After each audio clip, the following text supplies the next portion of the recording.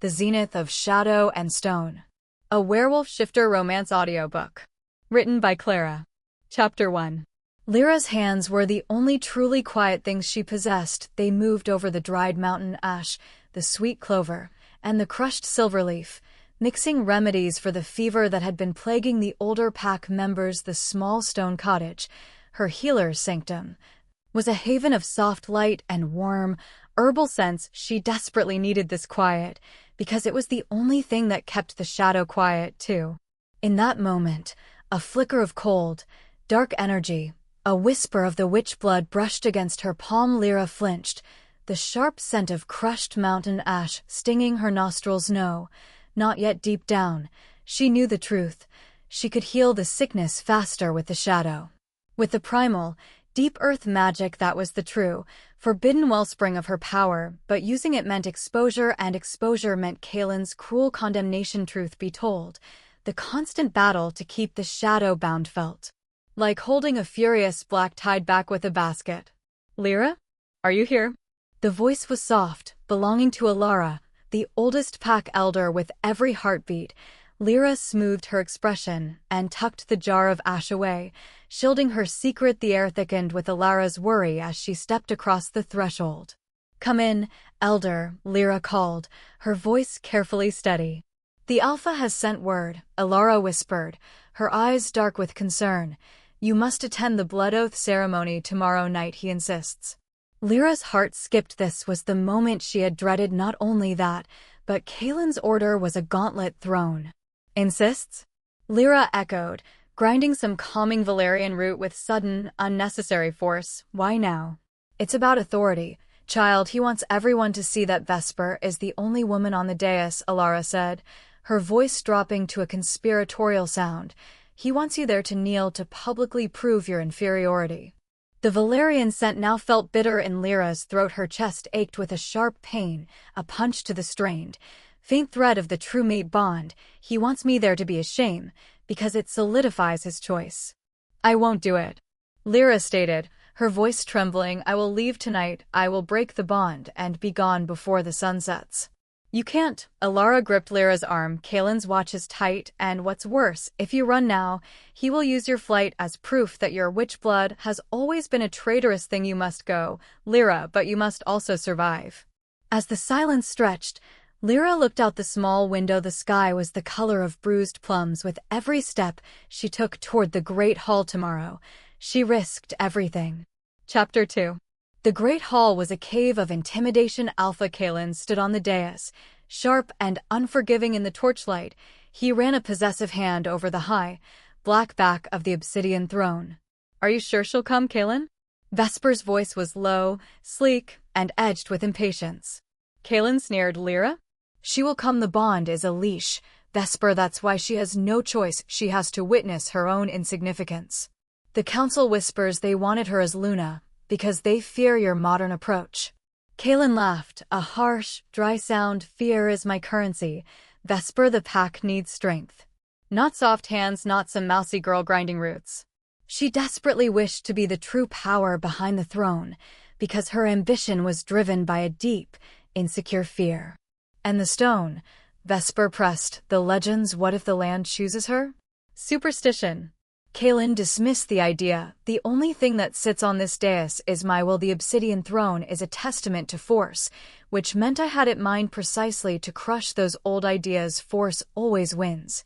As the wind shifted, Kaelen noticed a shadowy movement near the back entrance.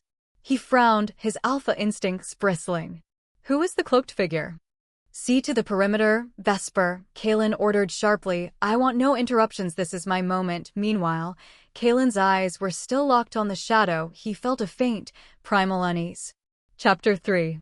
Come morning, Lira walked toward the Great Hall, the dread now a cold, solid weight in her gut. As if the world narrowed, she fought the urge to run. "Why do I fear this so much?" she questioned internally. She pushed through the doors. The roar of the pack assembly hit her like a physical wave. Hundreds of eyes turned. A collective gasp rippled through the crowd as they recognized the quiet healer, the rejected true mate.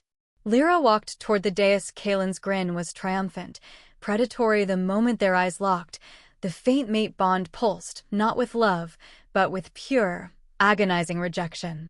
What followed was Kaelen raising his hand. The hall fell into a sudden, expectant silence. Lira. Come forward, show your new Luna the respect she is owed.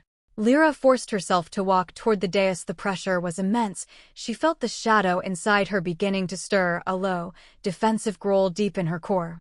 Before the words left her lips, Kaelen pointed directly at her feet. Kneel. Lira, swear your fealty to Luna Vesper, and accept your place as a loyal, obedient member of her pack. Lira stopped. Her knees started to bend as fire bloomed beneath her skin. The shadow screamed in protest. She knew that the act of kneeling would spiritually break her.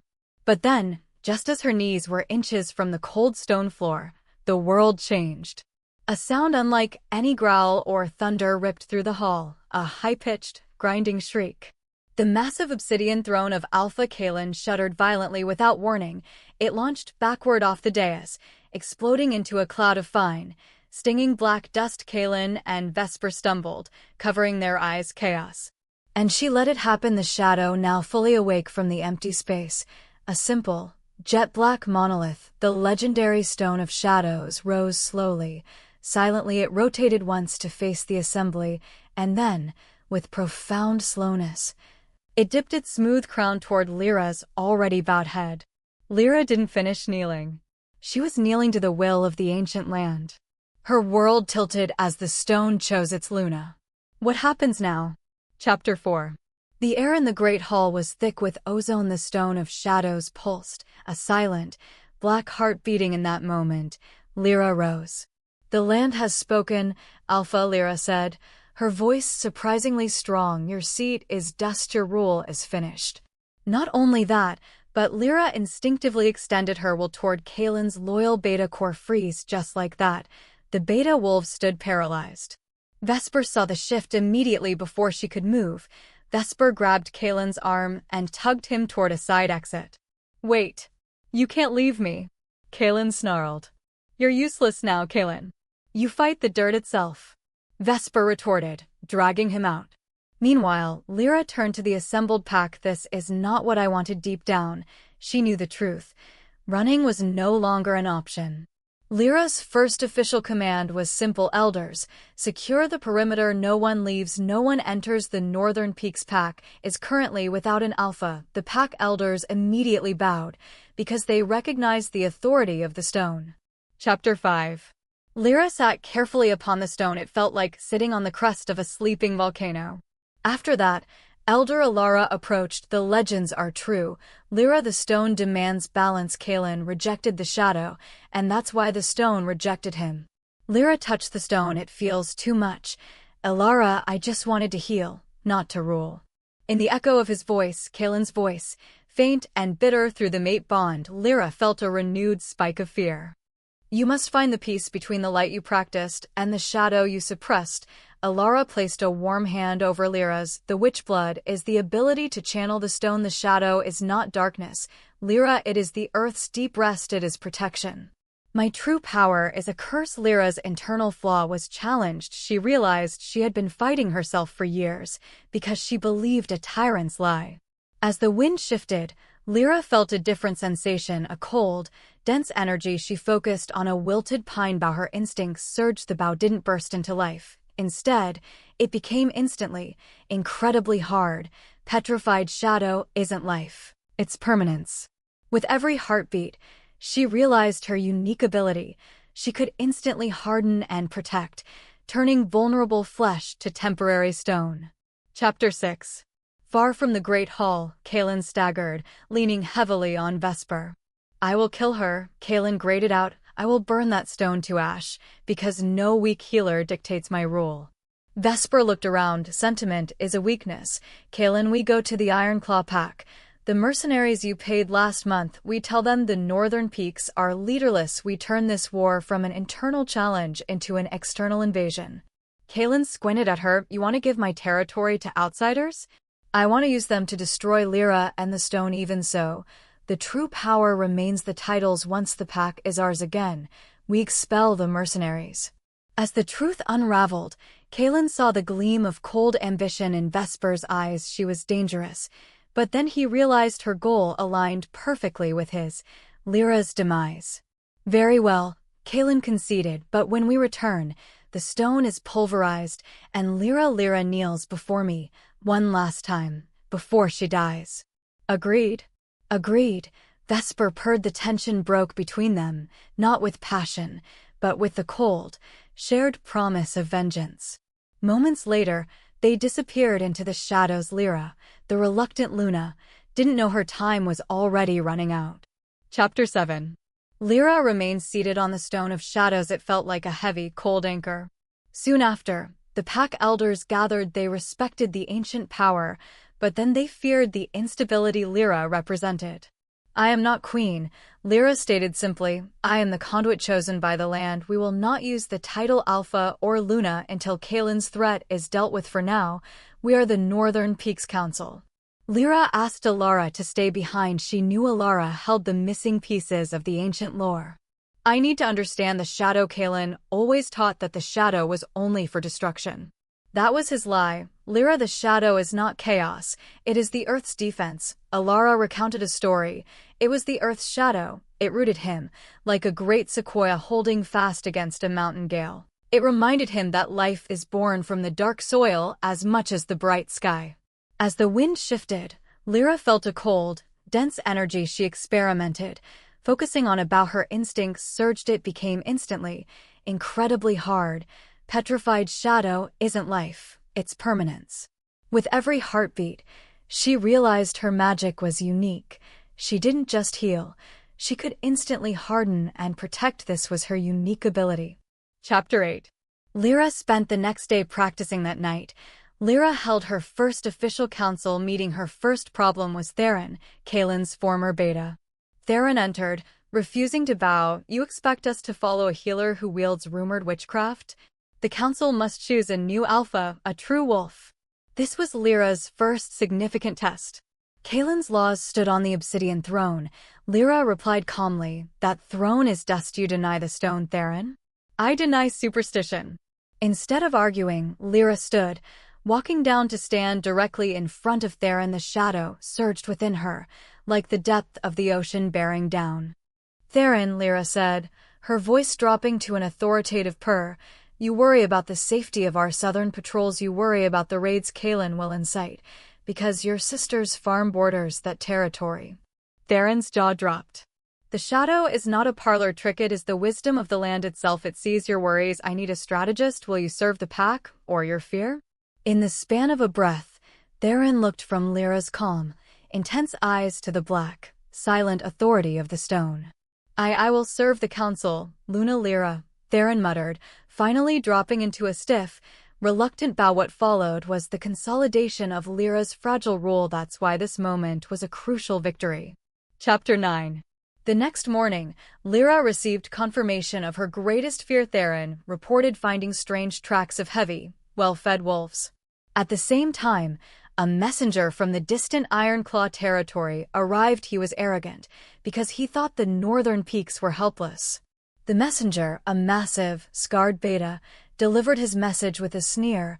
Alpha Kaelen offers the new conduit a chance to walk away if you fight. Vesper promises you will be begging for death. Lira's heart skipped. Tell your Alpha, Lira instructed the beta, that the balance of the land will meet his violence. Before the words left her lips, the scarred beta laughed, turning to leave, but then, Lira focused her shadow power without thinking. She caused the cobblestones beneath him to shift and harden instantly, trapping him as effectively as a snare. The beta roared, straining, his powerful legs locked in stone. Lira looked at him, her expression severe. You are trapped because you threaten the balance. You will be released when your Alpha is ready to face the true Luna. Lira had just used the shadow offensively to immobilize and defend. She had made her first countermove with his scent in the air. The terrified beta was dragged away. Now she needed to learn the second lesson, how to wield it without losing herself. Chapter 10. Days turned into a grueling routine. Meanwhile, small, vicious skirmishes erupted. Not only that, but Lira kept searching for a diplomatic solution. Despite that, the bloodshed continued. She organized a secret meeting, hoping to negotiate with Kaelen. The meeting was a disaster. The air thickened with Kaelen's rage when he met the delegation. Peace? There is no peace with a witch. I will scatter your pack until every wolf is alone, starving and begging for my mercy. Which meant Lira's attempt at ruling with only forgiveness and light had utterly failed. I must strike at his strength, because diplomacy is worthless against tyranny. Chapter 11. Lira, focused on military planning, felt a sudden, profound spike of agony through the mate bond, a spike that wasn't physical pain, but a cold, sadistic joy from Kaelen.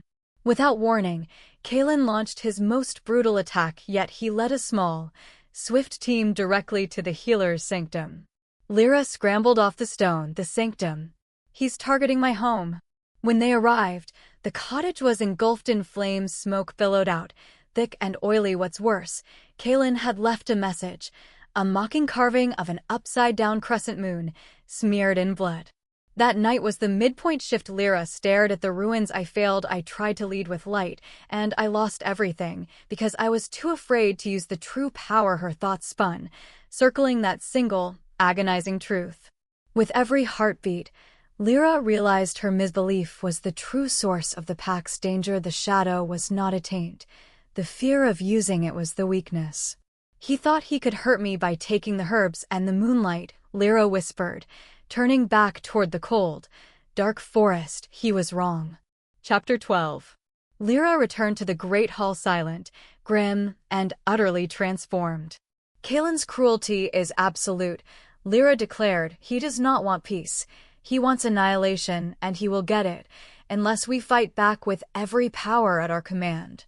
As if summoned, Elder Alara came forward. You must stop suppressing the shadow. Lira used the full balance. Lira closed her eyes. No longer afraid, she welcomed the deep, quiet, defensive might of the earth. She embraced the shadow. Her wolf pressed forward, the hidden, feral core of her identity finally free. Her mark began to glow with a deep silver light bordered by a pulsing blackness, the true symbol of the Luna. Theron, Lira commanded, send a small, fast team. Do not engage. Find where Kaelen is drawing their supplies. I will use the shadow to blind their supply lines, because we must starve the enemy before they attack.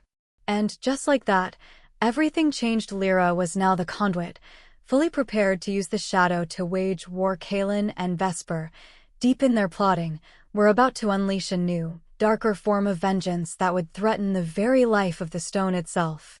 Chapter 13. Lira stood on the stone of shadows, channeling the deep, stable energy of the earth, a feeling like plunging her hands into frozen black river water. She tracked the critical path where the Ironclaw pack delivered supplies. Without another word, Lira whispered a single command. She wasn't aiming for destruction, she was aiming for immobility. The loose rock and soil on the critical path instantly petrified into sharp, jagged spikes. The entire pass was choked off. Meanwhile, Theron's small, fast team ambushed the trapped enemy. By the time Theron returned, presenting Lira with the captured Ironclaw banners, the pack's morale soared. The shadow is not a curse, Luna. Lira, Theron admitted. Because of that, Lira had solidified his loyalty. Chapter 14. Kaelen was furious. The failure of the supply run was a severe tactical blow. She's not a warrior, Kaelen. She's using that damned rock, Vesper argued. Kaelen stopped pacing, his rage cooling into a terrifying, cold resolve. We will fight magic with magic. I know the old rites. The Shadowstone is pure earth essence. It can be poisoned. Kaelen revealed a cache of old, forgotten lore. His plan was to use his own polluted mate bond with Lira, channeling his hatred and ambition to corrupt the Stone of Shadows. This will not only destroy her authority, Kaelen snarled, holding up an ancient dagger, but it will make her feel every ounce of the poison. It will turn her power into the taint she always feared. Despite that, Kaelen was beyond reason. As the sky darkened, Kaelen prepared the forbidden ritual, plunging the dagger into a bowl of bitter liquid, dedicating his hatred to the demise of the stone. Chapter 15. Lira was deep in the great hall when it hit her. Without warning, a wave of spiritual nausea swept through her, sharp and devastating. She screamed, clutching her head, falling off the Stone of Shadows. The connection to the stone was now agonizing. It felt like drinking liquid fire, mixed with bitter ash. Lira saw flashes of chaos and terror. Her name hung in the air as Theron rushed to her side. Luna. Lira. What is it? Kaelen, he's poisoned the stone. Lira choked out, her world tilted as she felt the sacred anchor of her pack becoming spiritually foul because of that. The corruption was instantly spreading through the pack link. Elder Alara arrived. You must get away from the stone, Lira. It's fouling your true mate's bond, magnifying Kaelen's malice. With his scent in the air, magnified and corrupted, Kaelen's triumphant presence felt oppressively close. I have to fight him where he is strongest. In the bond, this forced commitment, fighting her own mate's spiritual poison, was Lyra's point of no return. Chapter 16. Lira fought the urge to flee. Even as the stone continued to flood her with Kaelen's corrupted malice, she felt it, clear as day. The corruption was fueling her old internal misbelief. He was right, I am a taint. As the bond pulsed, Lira struggled to stand. The stable authority was replaced by a dizzying storm of paranoia and rage. She couldn't distinguish her own thoughts from Kaelen's projected hatred. Despite that, Elder Alara remained fiercely loyal. Fight it, child. Kaelen is lying to your soul. It is chaos, Alara. Lira cried, her voice echoing with Kaelen's bitterness. I see only darkness. I broke it. In that moment, Lyra's resolve fractured entirely. The internal battle was lost. She stumbled away, convinced that her continued presence was killing the pack. Chapter 17. Lira fled the Great Hall. Theron, seeing his Luna unstable, made a calculated, painful decision. Without warning, Theron tracked Lira to a remote cave. I won't hurt you, Luna. Lira, Theron stated, his voice thick with guilt. But I cannot let Kaelen destroy us all. You must be removed. Lira offered no resistance. She was too consumed by the agony and the weight of her perceived failure. The sacrifice is necessary. And she let it happen. Theron secured her. A beat later, he signaled Kaelen's approaching scouts. Handing Lira over the shame of being betrayed felt like the ultimate punishment. Chapter 18. Kaelen's eyes, glinting with a hateful glee, swept over the broken, silent form of Lira. The witch is finally broken, Kaelen sneered. Vesper, on the other hand, looked at Lira with a strange mixture of triumph and unease. Moments later, Kaelen's forces marched Lira back to the Great Hall. Kaelen chained Lira to the base of the corrupted stone. He intended to perform a public ritual, a systematic, ritualistic destruction of Lira. As the silence roared in Lyra's ears, she saw Kaelen raise the jagged, ancient dagger, ready for his final, triumphant act. I lost, I am nothing. But then, just as Kaelen brought the dagger down, Lira saw a flicker of movement, the same mysterious, cloaked figure from now perched high on the dark rafters, watching. Who is he? Chapter 19. Lira was chained to the base of the corrupted stone. Kaelen stood over her, dagger raised. But then, a faint, almost imperceptible sound broke through the chaos. A snap of wood. Lira spotted the cloaked figure, who tossed a small, ancient-looking leather satchel toward the dais. The figure was gone. Lira managed to pull the satchel closer. Inside was a small, polished shard of moonstone and a brittle scroll. As the silence stretched, Lira read the scroll's single, cryptic line. The shadow does not hold chaos, it holds balance. To purify the center, you must surrender the light. The moment their eyes locked, Lyra's memory and the moonstone, Lira understood. To cleanse the stone, she had to introduce the counterbalance. I have to heal it. Chapter 20. Kaelen, oblivious, began the ritual chant. The air grew colder, heavier. You failed, Kaelen. You are destroying the land because you never understood its true nature. Lira said, interrupting. She had to buy time. Silence. You are corrupted. Lira, you're nothing. I am conduit. Lira countered. You think the shadow is weak? It is the Earth's perfect defense. Instead of waiting, Lira pressed the moonstone shard against the corrupted stone, creating a small rift in the toxic yellow light. As fire bloomed beneath her skin, Lira poured the full force of her pure, suppressed healing light into the moonstone, channeling all her goodness into the source of Kaelen's corruption. The pain was immense. The tension broke with a blinding flash of silver and black. Lira's chain snapped. Chapter 21. Lira stood, Unsteady but whole, the stone of shadows now vibrating with balanced power, a clean, deep, midnight black Kaelen, driven mad, launched himself at her, his wolf's claws extended. Her body moved on instinct. Lira placed both hands on the surface of the cleansed stone. The full, undeniable primal balance and authority poured into her. Without thinking, Lira projected her command through the purified pack link. Kneel, Lira commanded, her voice amplified by the stone to an unnerving roar that was felt, not heard. Kneel to the balance you betrayed. Kaelen roared, fighting, but the ground beneath him buckled. Kaelen's legs were forced down, his massive body sank to his knees. Lira walked toward him, stepping over the crumpled form of Vesper. You are exiled, Kaelen, Lira stated. You will never step foot on this land again, because your corruption has made you poison to the stone. The mate bond is severed. Go. Kaelen tried to speak, but the stone's power choked his voice. He was forced to rise, turn, and stagger out of the hall, broken and stripped of every ounce of spiritual authority. The war was won. Lira now faced a new challenge, rebuilding trust and transforming her reluctant authority into lasting leadership. Chapter 22.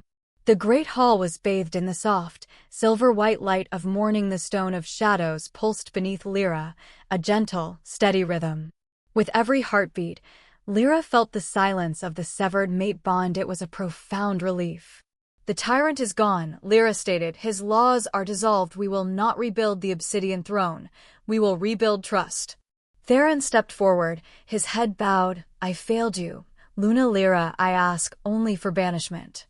Lira looked at him. You serve the fear Kaelen installed. Theron, your duty is not to be exiled. It is to lead the council's warriors, because the pack needs your strength, and your failure has taught you true loyalty. Just like that, everything changed. Lira had demonstrated mercy and pragmatism. Chapter 23. Vesper emerged from the shadows, stripped of her armor. I saw what happened. You are inevitable. I want your expertise, Lira said. Help Theron plan the withdrawal of the Iron Claw. Your service will earn you safe passage out of the Northern Peaks territory. Vesper nodded, accepting the deal. On the other hand, she had earned her freedom. Vesper was last seen marching beside Theron, a strategist without a tyrant. Chapter 24. 1 year later. Lira, now 30, sat comfortably on the Stone of Shadows. She presided over the new Council of Balance. Lira's bones remembered him, the long betrayal, but the memory was distant. She had embraced her true power. She felt it clear as day, a deep, abiding peace. Lira smiled, a genuine expression. She touched the stone. The shadow was not darkness, it was her shield, and just like that, everything changed. Beneath the clear night sky, Elder Alara approached Lira. The shadow suits you, child, Alara murmured. Lira turned, the silver-black border of her Luna mark gleaming. It is not mine, Alara. It belongs to the pack, and I am its conduit, but I have ensured this piece is permanent. Lira pointed toward a distant peak, where the granite face was slowly, impossibly, becoming the color and density of the Stone of Shadows. That is Kaelen's mountain, Alara whispered. I have locked the territory against him, Lira concluded. The stone's greatest defense is permanence. I am turning the surrounding mountains into permanent defenses, hardened stone, unyielding rock, silent, powerful shields. So no tyrant can ever threaten the balance again. In the stillness that followed, Lira looked out over her home, the true Luna, ready for any future storm, her power complete and her pack secure. The end. Thanks for watching. Please subscribe to this channel for more heartfelt werewolf shifter audio romance stories.